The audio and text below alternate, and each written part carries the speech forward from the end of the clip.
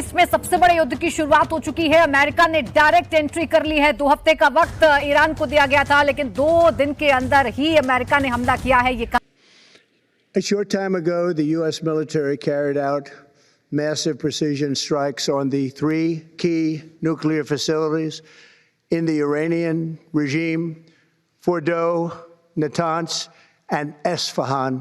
ईरानी एटमी तवानाई इदारे ने जौहरी साइंस पर हमलों की तस्दीक। डोनाल्ड ट्रंप ने वही किया जो बोल रहा था कि वो नहीं करेगा, कि ईरान के ऊपर स्ट्राइक नहीं करेगा। सबको धोखा दिया, पूरे दुनिया को, और काम कर दिया रात के अंधेरे में। ये कि अमेरिका ने भी जो है वो एक तरह से ईरान पर अटैक कर दिया है। अब ये तो आप जानते ही हैं कि इजराइल और ईरानी, हमने पहले भी कहा था कि इजराइल और ईरान का जो लेकिन क्वेश्चन सबके दिमाग में एक ही था कि इन साइट्स के नीचे तो खमेनी छुपकर बैठा हुआ था बंकर के अंदर, क्योंकि उसको लगता था यहां पर कोई भी बॉम्ब एंटर नहीं कर सकता। और उसी जगह पर फरदौ के ऊपर इन्होंने अटैक किया अमेरिका ने। दोस्तों, थ्रिलर मूवी की स्टोरी है ये। हो सकती है, किसी ने भी नहीं सोचा था यार कि ये चीज़ मुमकिन है। ईरान देखें, ईरान बहुत बहुत पुरानी बड़ी कोशिश कर रहा है, पुराना लगा हुआ है, और ये कोई मजाक चीज़ नहीं है जो हुई है। These are some of the most powerful non-nuclear bombs in the world. Some of the most powerful non-nuclear bombs. ये जब एक्सप्लोड करते हैं तो सब कुछ को निपटा देते हैं। जय हिंद दोस्तों, संयुक्त राज्य अमेरिका ने ईरान के 3 न्यूक्लियर ठिकानों पर बहुत ही बड़ा हमला कर दिया है, और अब इस सब के बाद ईरान भारत से मदद की गुहार लगा रहा है। उसने कहा मैं बंद कर देता हूँ, जहाँ से ऑयल वगैरह शिप पे ये बंद कर देगा, जाती है, ठीक है बंद कर देगा। हाँ, बात सुनो, हाँ, उसकी आगे शिप पे उड़ा देगा ये अमेरिका। यार तुम समझ नहीं रहे हो, क्या सिर्फ शिप पे से ही होता है? मिसाइल नहीं है? मिसाइलों से कर सकते हैं, बिल्कुल मिसाइल मारे जो शिप है उसको मिसाइल। ये बहुत खतरनाक काम है ये पूरी। और जो दुनिया में इन्फ्लेशन आएगी, जो छोटे कंट्री है, तुम्हारी सोच है, जो महंगाई का तूफान आएगा, और ऊपर से भारत को कह रहा है कंडेम कर, और इसमें इसके लपेटे में सबसे ज्यादा आएंगे अरब कंट्रीज, और वो तो आएंगे सबसे ज्यादा। भाई मैं कहता हूँ ना, अब भारत को कह रहा है कि भाई कंडेम कर। हाँ। भारत के टाइम आप क्या समझते हो, करना चाहिए कि नहीं? क्योंकि इंडिया की अपनी नीति है, वो क्या करता है, इंडिया क्या बोलता है, हम देखेंगे। इस पे मैं कहता हूँ पाकिस्तान कंडेम नहीं करेगा तो भारत क्यों करे? भारत तो फिर भी यार पाकिस्तान की बात और है, इंडिया की बात और है। मैं क्या कह रहा हूँ, इस पे भारत तो न्यूट्रल है ना। हाँ। वो क्यों कंडेम करेगा? वो तो उसने पहले दिन से ही बोला, वो इसराइल के साथ उसने पहले दिन से ही बोला। यार वो इसराइल के खिलाफ नहीं जा सकता, वो ईरान को। अब दरअसल बीते दिन देर रात यह खबर निकल कर आई कि संयुक्त राज्य अमेरिका ने B-2 स्प्रेड से ईरान की 3 न्यूक्लियर साइट पर हमला कर दिया। बताया जा रहा है कि संयुक्त राज्य अमेरिका ने ईरान के फोराडो न्यूक्लियर साइट, इसके बाद नतांज न्यूक्लियर साइट, और इसी के साथ साथ इस्फहान पर B-2 स्प्रेड का उपयोग करके GBU-57 MOP से हमला किया है।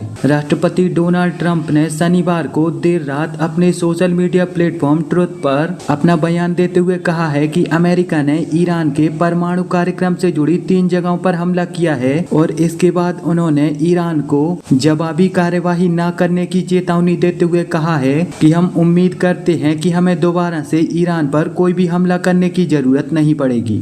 संयुक्त राज्य अमेरिका ने अपनी राष्ट्रीय सुरक्षा का हवाला देते हुए ईरान पर यह हमला किया है, और उनका कहना है कि हम कुछ भी करके ईरान को एक न्यूक्लियर पावर देश नहीं बनने देंगे। अब आज के समय ईरान, इजराइल और संयुक्त राज्य अमेरिका के बीच में पिस रहा है, और इसी सब के बीच ईरान ने भारत से प्रत्यक्ष और अप्रत्यक्ष तौर पर मदद की गुहार लगाई है। ईरान चाहता है कि भारत इस मैटर में बीच में आए और संयुक्त राज्य अमेरिका और इजराइल को समझाए और इस जंग को खत्म करके शांति स्थापित करे। हालांकि ये वही ईरान है जो कि अधिकांशतः समय एक मुस्लिम देश होने की वजह से पाकिस्तान का समर्थन करता रहता है, लेकिन क्योंकि अब आज इन्हें पाकिस्तान ने भी अपना दोगला चेहरा दिखा दिया है, तो इसीलिए इन्हें भारत की जरूरत दिख रही है। अमेरिका ने अनाउंस कर दिया कि वी हैव स्ट्रक ईरान, और उसके जो न्यूक्लियर साइट्स थे वो हमने डिस्ट्रॉय कर दिए। लेकिन क्वेश्चन सबके दिमाग में एक ही था कि इन साइट्स के नीचे तो खमेनी छुपकर बैठा हुआ था बंकर के अंदर, क्योंकि उसको लगता था यहां पर कोई भी बॉम्ब एंटर नहीं कर सकता। और उसी जगह पर फरदौ के ऊपर इन्होंने अटैक किया अमेरिका ने। दोस्तों, थ्रिलर मूवी की स्टोरी है ये, जिस तरह से अमेरिका ने स्ट्राइक किया है, और डोनाल्ड ट्रंप ने जितने भी चूहे जिसको बोलते हैं अंदर उसके खुफिया लोग बैठे हुए हैं जो सारी इंफॉर्मेशन लीक करते हैं व्हाइट हाउस में से, उन सबको धोखा दिया ब्यूटीफुली। ये सोच देखने वाली बात है। और क्या खमेनी मर गया?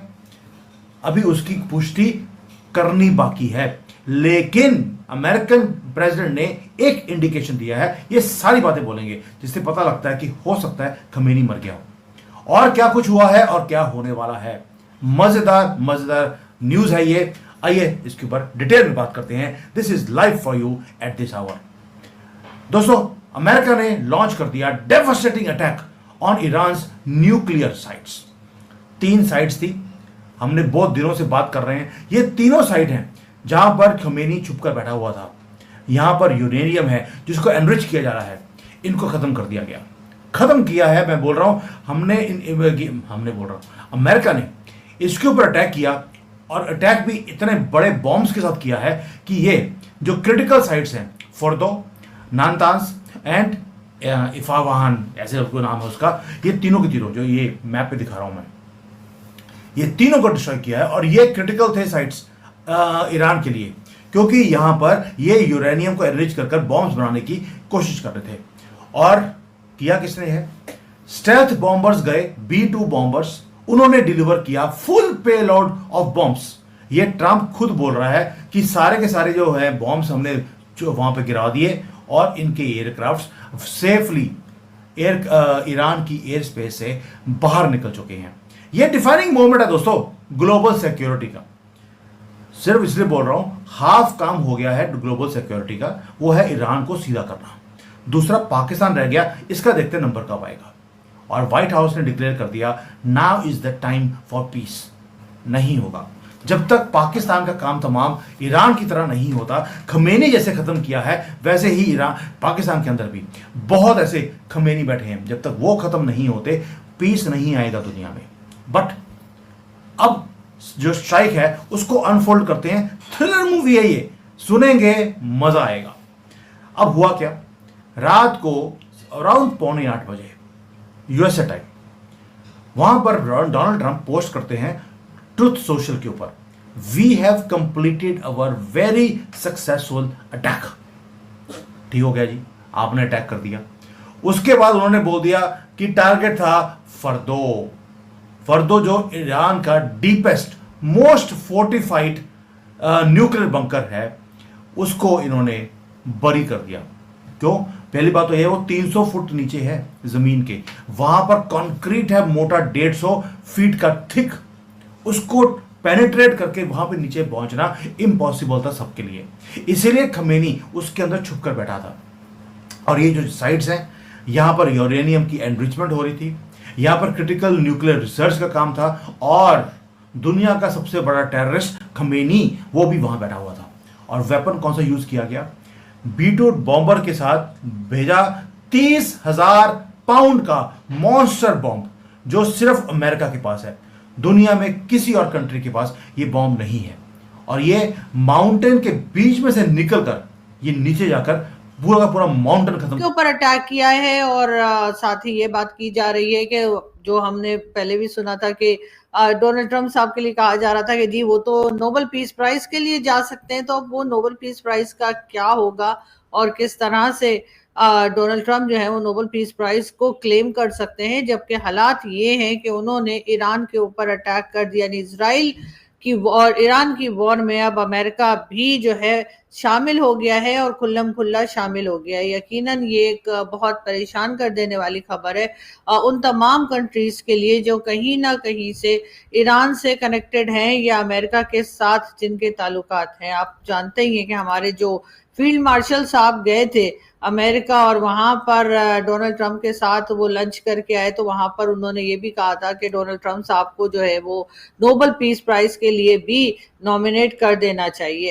इस किस्म की बातें पाकिस्तान ने की थी, लेकिन अब यकीनन लोग यही सोच रहे होंगे कि जब ईरान के ऊपर अमेरिका ने भी अटैक कर दिया है तो उसके बाद जो है वो किस तरफ को ये जो हमारी हमदर्दियां और हमारी दोस्तियां अमेरिका के साथ थी या हैं वो किस तरफ को जाएंगी। लेकिन साथ साथ ये बातें भी की जा रही हैं कि क्योंकि न्यूक्लियर साइट्स के ऊपर अटैक किया गया है और कहा यही जा रहा है कि मुकम्मल तौर पे तबाह कर दिया गया है, जबकि इंटरनेशनल लॉ के हिसाब से जो न्यूक्लियर साइट्स होती हैं उसके ऊपर अटैक नहीं किया जाता। जैसे अभी आपने रिसेंटली देखा हिंदुस्तान पाकिस्तान के बीच में जो एक छोटी सी कह लीजिए झड़प हुई थी, वॉर हुई थी, जिसको जो समझना है समझे, मैं तो खैर उसको वॉर नहीं मानती, एक अटैक्स जो चले थे तो उसमें जो है वो 1990 से जो है वो कहा यह जाता है कि हिंदुस्तान पाकिस्तान के बीच में एग्रीमेंट है कि दोनों एक दूसरे की न्यूक्लियर साइट्स जो है उसको अटैक नहीं करेंगे।